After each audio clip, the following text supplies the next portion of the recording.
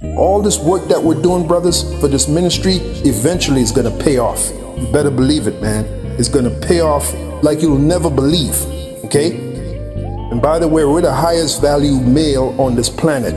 The men of the Lord, the men of this truth, the hopeful elect of Yahweh Bashim Yahushai, the highest value male there is.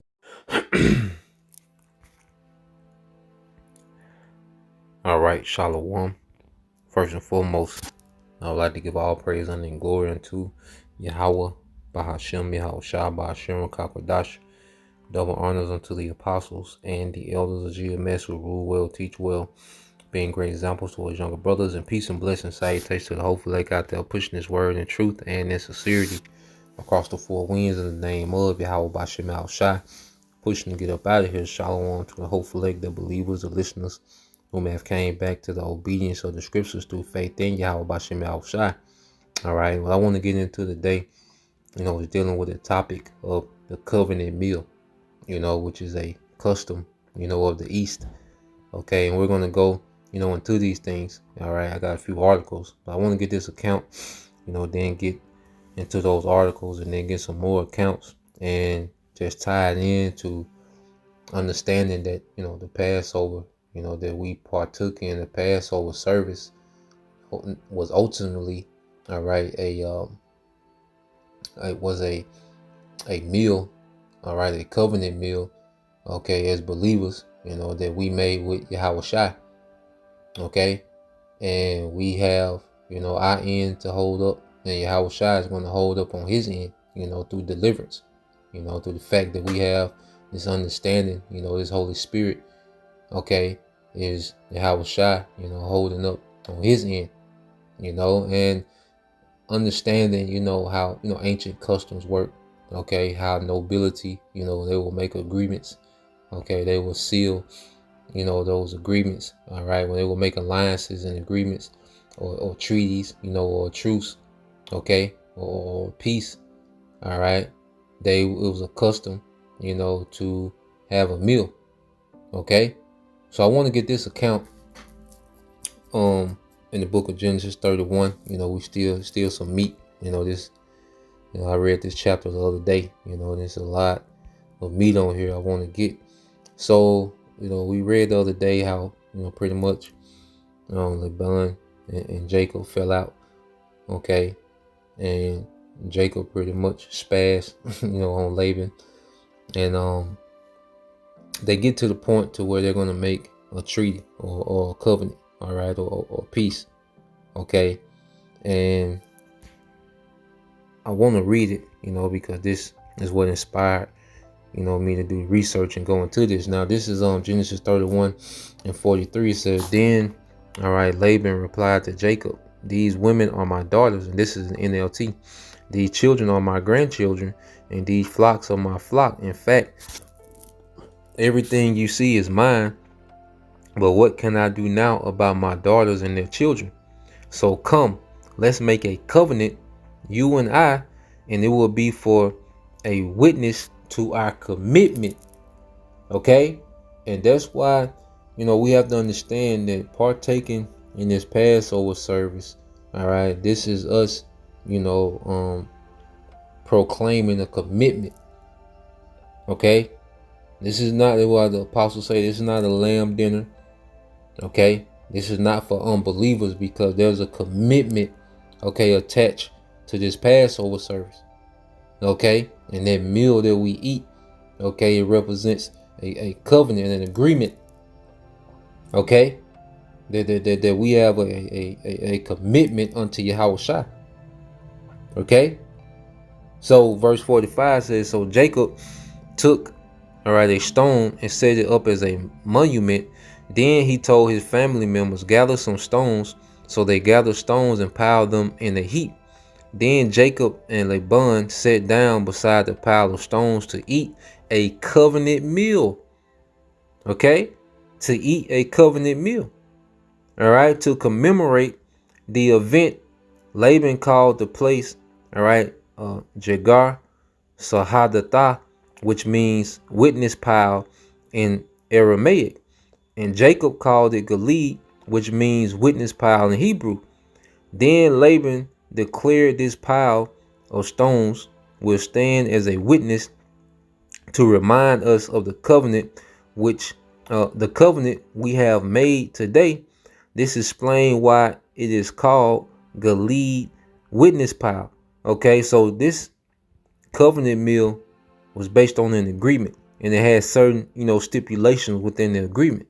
It says, but it was also called Mizpah, which means watchtower. For Laban said, may the Lord Yahweh keep watch between us to make sure that we keep this covenant when we are out of each other's sight. You hear that?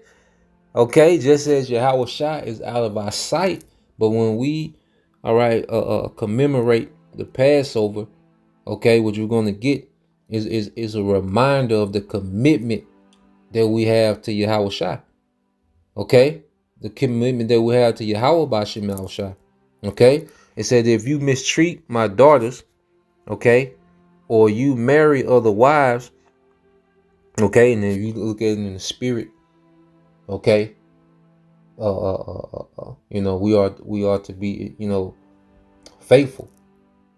Now we know, of course, a man could take on as many wives as, he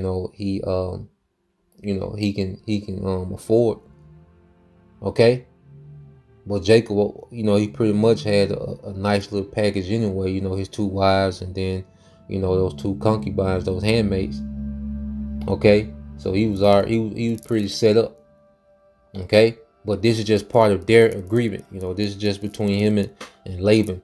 Okay. So it says, if you mistreat my daughters, letting you know that men had to care for their daughters. They demonize the Bible, as if, the daughter was just, a piece of property, that men didn't care about. Nah, man.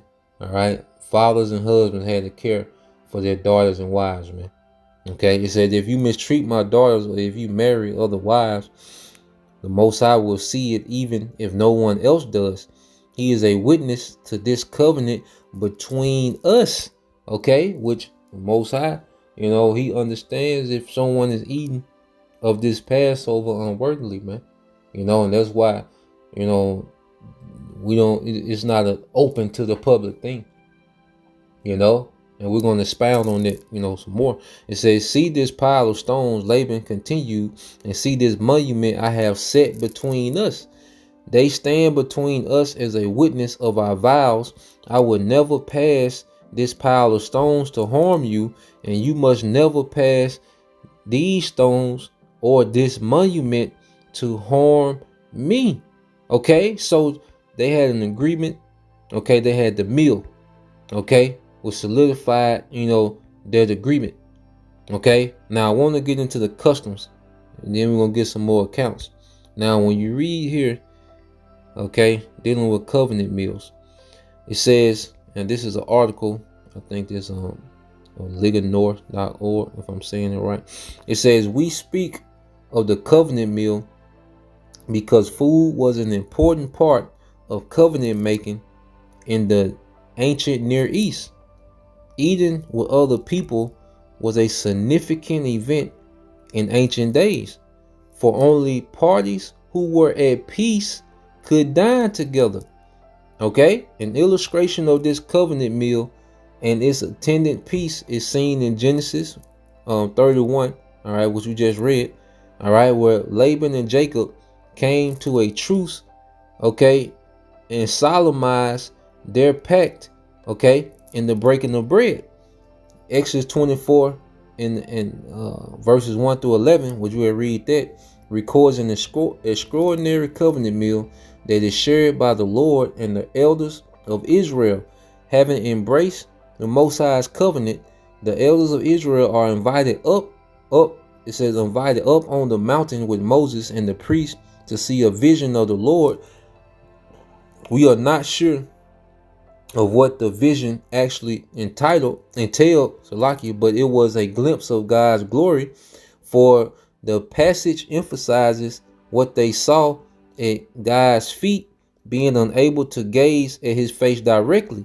It is likely that what the elders then ate in the presence of the Lord was the oxen of the peace offering.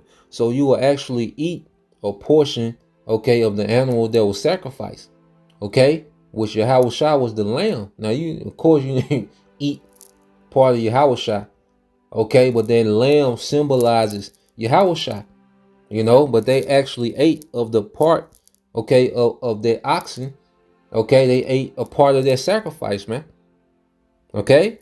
It says, it is likely that what the elders then ate in the presence of the Lord was the oxen of peace offering, burnt, all right, at the covenant, making ceremony, all right, worshipers, customary ate the peace offering, all right. You see that in Leviticus, okay. Now,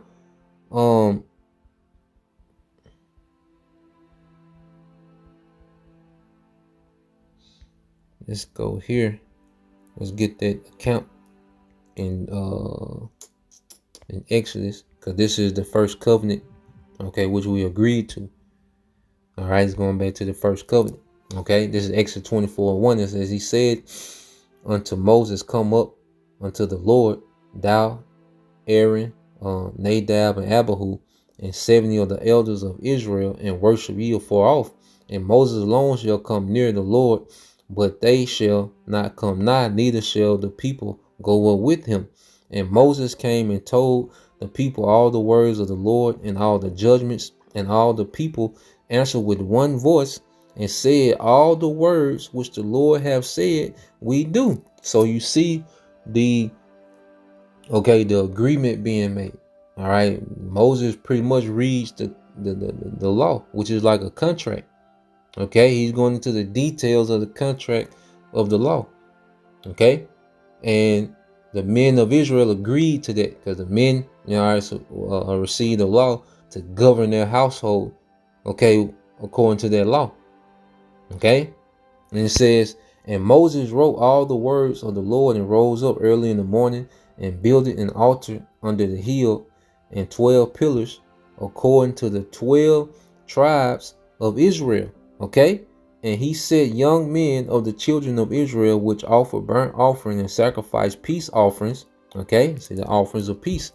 All right, an agreement between two parties. Okay, the Most High and Israel. It says, and sacrifice peace offerings of oxen unto the Lord. And Moses took half of the blood and put it in basins, and half of the blood he sprinkled on the altar. And he took the book of the covenant and read in the audience of the people. And they said, all that the Lord have said we will do, and be obedient. Okay, so we agreed, okay, to all the stipulations of that law. Okay, and it says, and Moses took the blood and sprinkled it on the people, and said, behold, the blood of the covenant which the Lord have made with you concerning all these words. Then went up Moses and Aaron and Nadab and Abihu, and 70 of the elders of Israel, and they saw, all right, the power of Israel, and there was under his feet as it were a paved work of sapphire stone, and it as it were the body of heaven in its clearness. And it goes into that lapis lazuli, which looks like the sky. When you look at lapis, you into the stones, that lapis, it looks like the sky, and it says, and upon the nobles of the children, okay, of Israel, he laid not his hand, which means, he didn't put them to death. He let them see, a portion of their glory, and didn't put them to death. Okay, but they, no one can look on his face, like Moses seeing his hinder parts. All right, but they described them as seeing under his feet. So we don't know exactly, what it was, but they seen a peak. Okay, and he didn't kill him. And it says, also they saw the Most High and did eat. It said, and did eat and drink. Okay, so the presence of the Lord was there while they was eating and drinking. When you read it says, and though these nobles of Israel gazed upon the Most High, he did not destroy them. In fact, they ate a covenant meal, eating and drinking in his presence. So they ate a covenant meal. Okay, that agreement. All right, so when we partake of these high holy days, we're partaking in the customs and traditions of our fathers, man. Okay, and these things have meaning. See, America, you just do things. There's no meaning to nothing. No, everyone it's just a bunch of randomness. Okay, but when you go to Eastern custom, Eastern culture, go into our culture, okay, everything had a purpose, had a meaning. All right, so I got this one too. I want to get this one. Read the first part. All right, now this is prayforzion.org. All right, and it says, in ancient biblical times, a covenant was sealed with a meal. These covenants were common in ancient biblical times. The bond was sealed by both parties vowing, often by oath, that each having equal privileges and responsibilities will carry out their assigned roles. If we are not, it says in covenant, let me jump down. Okay, it says covenants, as illustrated in the book of Genesis, has several common elements. There were usually promises or commitments which were made, to which the parties bound themselves. There was often a sacrifice made, followed by a meal which partook of some of the sacrifice.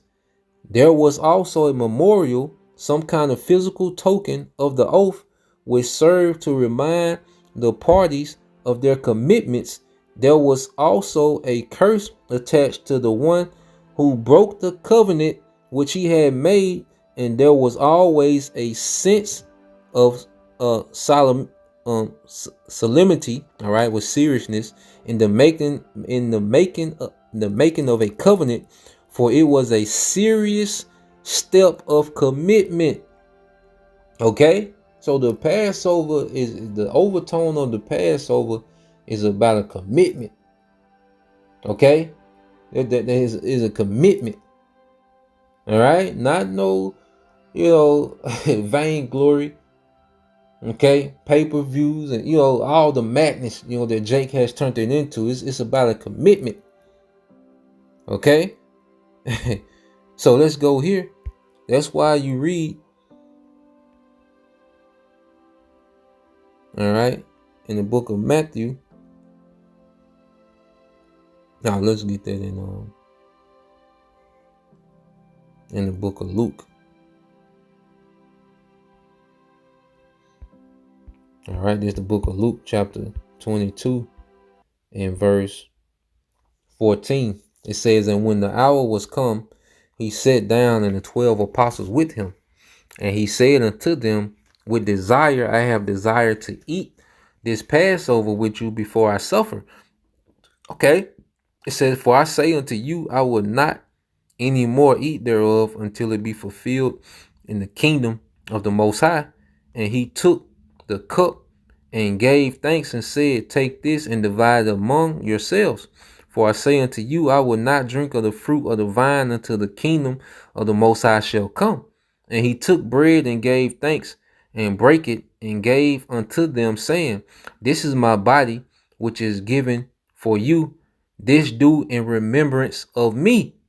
Okay, so the breaking of bread and the drinking of wine is in remembrance, okay, of Yahushua, the sacrifice he made and the commitment that we made.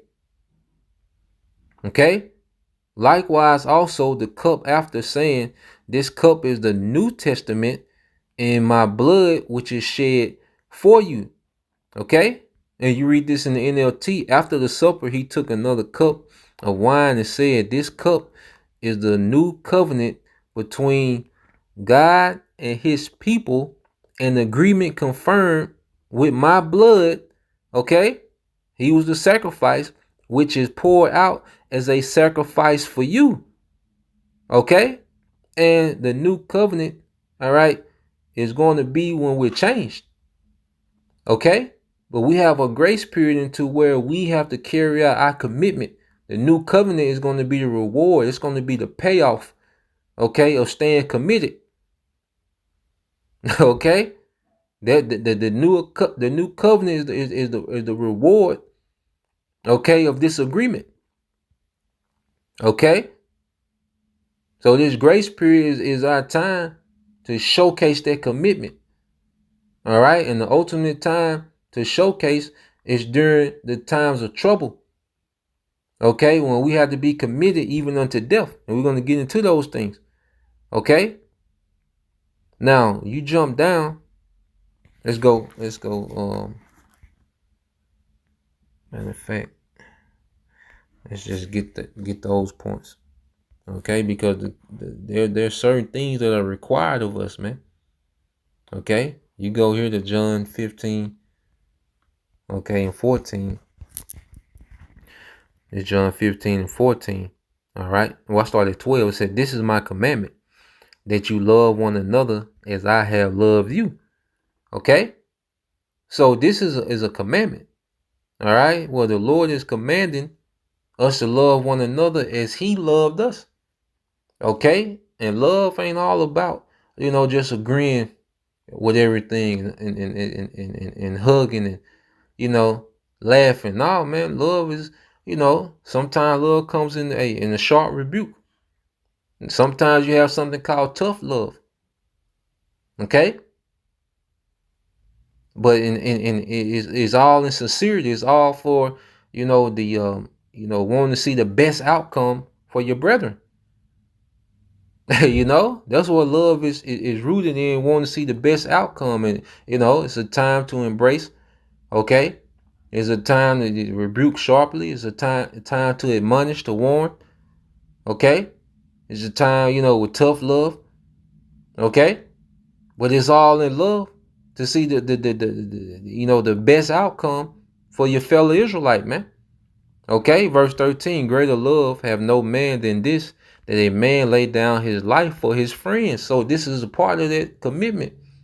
Hey, we might be in situations where, hey, we might have to die for the body. We might have to make that ultimate sacrifice, man. You see, that's within the commitment. All right. It says, "You are my friends if you do whatsoever I command you." Okay. So this agreement, all right, is based on certain conditions. Okay. That unconditional love, no, it's conditions to this love. It's conditions to this agreement. Okay. That's that Western, romance BS. That unconditional love. Nah, man, it's conditions. Okay? Let's go from there. All right. Go into some more of these conditions. This is Luke 14.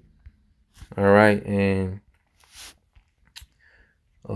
it started 20:25. It says, "And there went great multitudes with him, and he turned and said unto them," so he's teaching this to the multitudes, a large crowd, "If any man come to me and hate not his father and mother and wife and children and brethren and sisters, and his own life, he cannot be my disciple."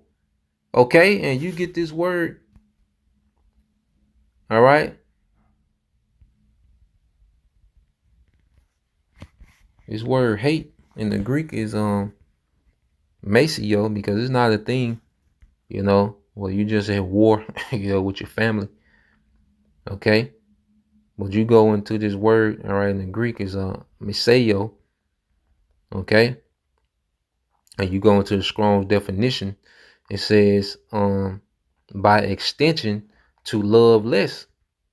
Okay. And to put it in layman's terms, all right, Yahweh Shai is like, look, I come before your wife, your mother, your father, your brother. Okay. I come before all that. Even your life, even what you got, I come before that. Okay? And as we mature, we learn to, move in balance, man. Okay? Because, we got certain obligations, man, but we, all right, have to, how shy with this commitment. This is what we're committing to. When we partake of this, the lamb and the wine and the bread, okay? we're agreeing to these commitments. Yahweh Shai is laying down the terms of these commitments.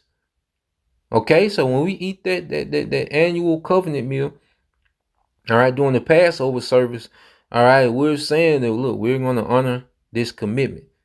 Okay, you see?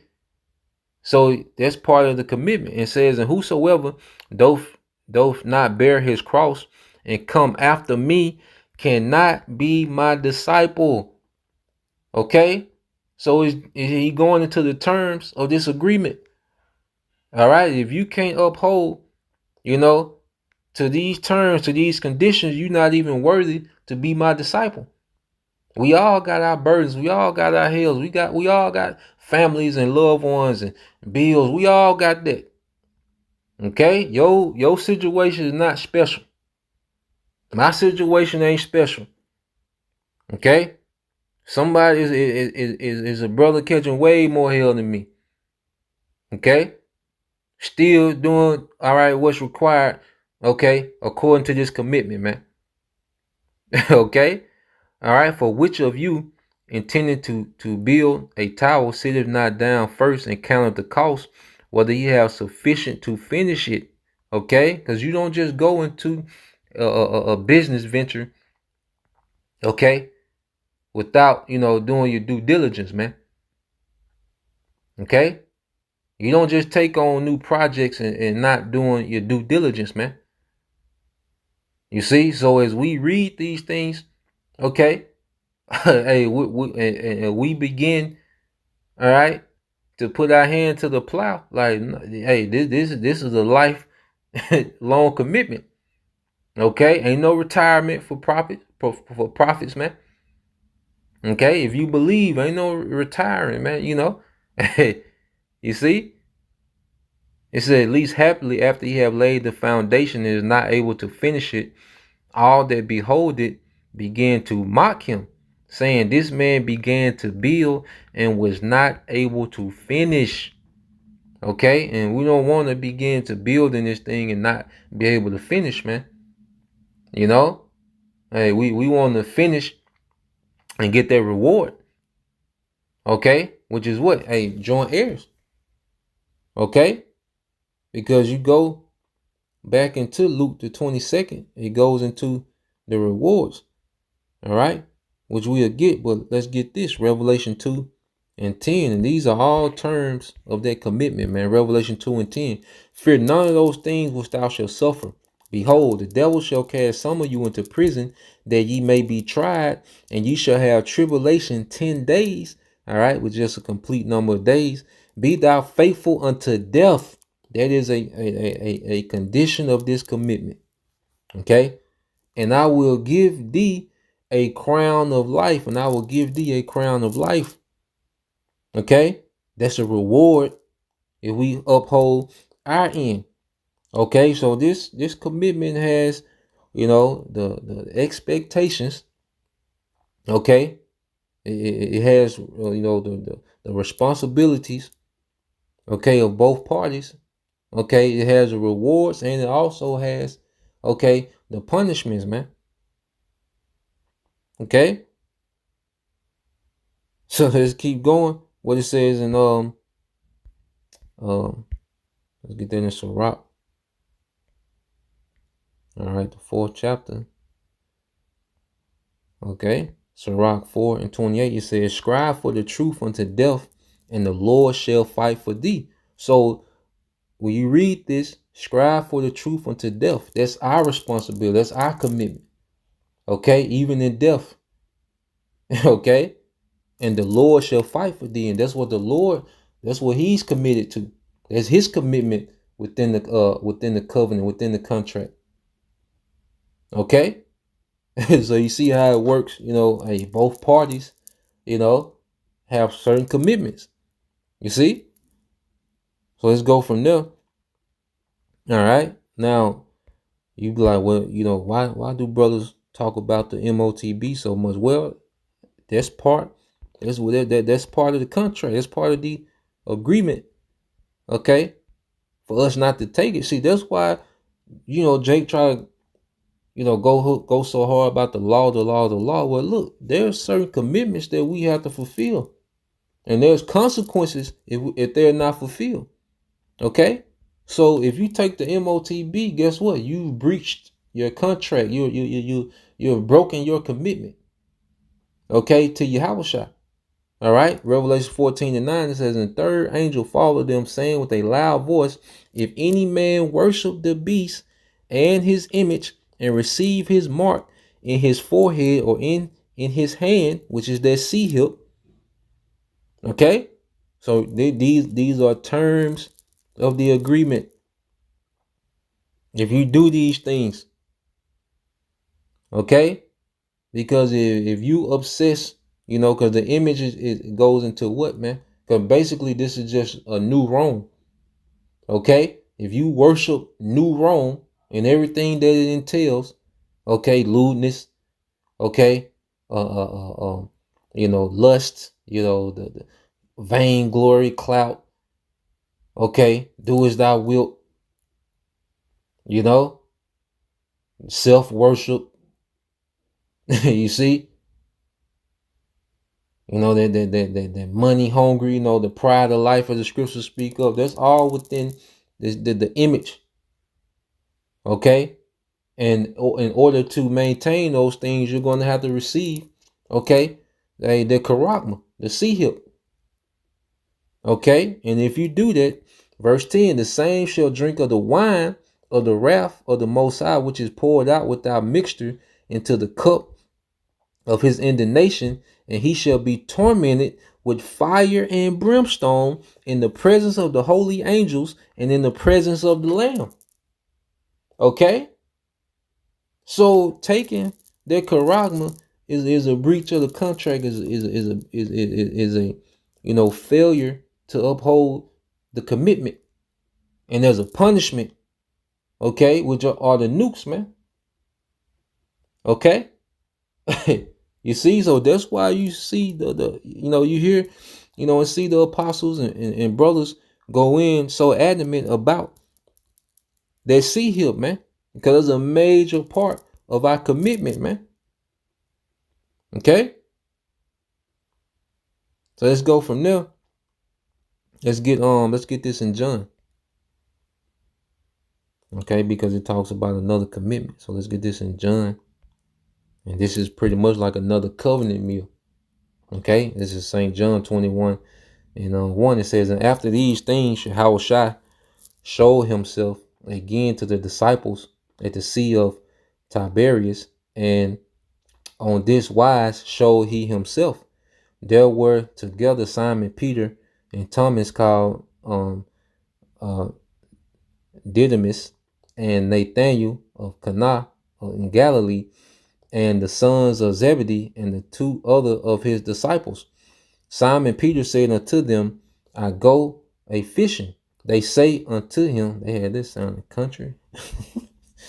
I go a fishing. All right, it says, they say unto him, we also go with thee. They went forth and entered into a ship immediately, and that night they caught nothing. But when the morning was now come, Yahushua stood on the shore, but the disciples knew not that it was Yahushua. Then Yahushua said unto them, children, have you any meat? They answered him, no. And he came unto them, cast the net on the right side of the ship, and ye shall find. They cast therefore, and now they were not able to draw it for the multitude of fishes.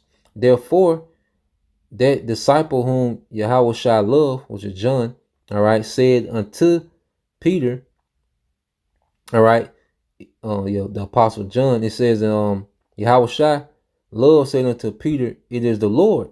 Now when Simon Peter heard that it was the Lord, he girt his fisher's coat unto him, for he was naked, and did cast himself into the sea. And when he says he was naked, he had his tunic off. He wasn't he still had underclothes. Okay, Jacob a scoffer will come, okay, with the madness, he'll ignore the whole lesson and all the information coming out, and he'll, make a whole video on that. All right. It just he had this top layer of clothing, but he still, and then what we wear now is our top layer of clothing. That was like their bottom layer. You know, like you had your pants and your t-shirt, where they would have a tunic, okay, that will cover all that. They will have, you know, another layer of garment, okay, that will cover all that, okay. So he wasn't, all right, naked, you know, come on, man. All right, and it says, and the other disciples came in a little ship, for they were not far from land, but as it were 200 cubits, dragging the net with fishes. As soon as they were come to the land, they saw a fire of coals there, and fish laid thereon, and bread. Yahushua said unto them, bring of the fish which, all right, you have now caught. Simon Peter went up and drew the net to land full of great fishes, 153. And for all there were so many, yet was not the net broken. Okay, and this coming into the point. Yahushua said unto them, come and dine. Okay, and none of the disciples durst ask him, who art thou? Who art thou? Knowing that it was the Lord. Okay, so Yahushua, when they get there, Yahushua is already preparing, okay, meals. You know, you see the fire, the coals, and the fish laid thereupon. Okay, so he was already, okay, preparing the meal. Okay, and it says, reading on, and it says, Yahushua then cometh and taketh bread and giveth them, and fish likewise. This is now the third time that Yahushua showed himself to his disciples after that he was risen from the dead. So when they had dined, Yahushua said unto Simon Peter, Simon, son of Jonas, lovest thou me more than these? He said unto him, yea, Lord, thou knowest that I love thee. He said unto him, feed my lamb. So now they done had a meal. Now he's going into some expectations. Okay. Which was, hey, this was the format of a covenant meal. Okay. He said to him again the second time, Simon, son of Jonas, lovest thou me? He said unto him, yea, Lord, thou knowest that I love thee. He said unto him, feed my sheep. He said unto him the third time, Simon, son of Jonas, lovest thou me? Peter was grieved because he said unto him the third time, lovest thou me? And he said unto him, Lord, thou knowest all things. Thou knowest that I love thee. Yahushua said unto him, feed my sheep. Okay, so that was an expectation that Yahushua has. All right, not just for Peter at that time, but for us now. You know, it's to feed the sheep according to the portion, okay, of the spirit that we have, man. Okay, according to the portion, you know, the talent that the Lord gave us, man. Okay, so that's why when you go here, you know, and we end it here, Lord will. When you go into 1 Corinthians, you know, the Apostle Paul warned, okay, like this ain't just for, all right, a nigga off the street, man. This 1 Corinthians 11:23. It said, for I have received of the Lord that which also I deliver unto you, that the Lord Yahushua the same night in which he was betrayed took bread. And when he had given thanks, he brake it and said, take, eat. This is my body, which is broken for you. This do in remembrance of me. After the same manner also he took the cup when he had supped, saying, this cup is the New Testament in my blood. This do ye as oft as you drink in remembrance of me, in remembrance of his sacrifice, in remembrance of our commitment.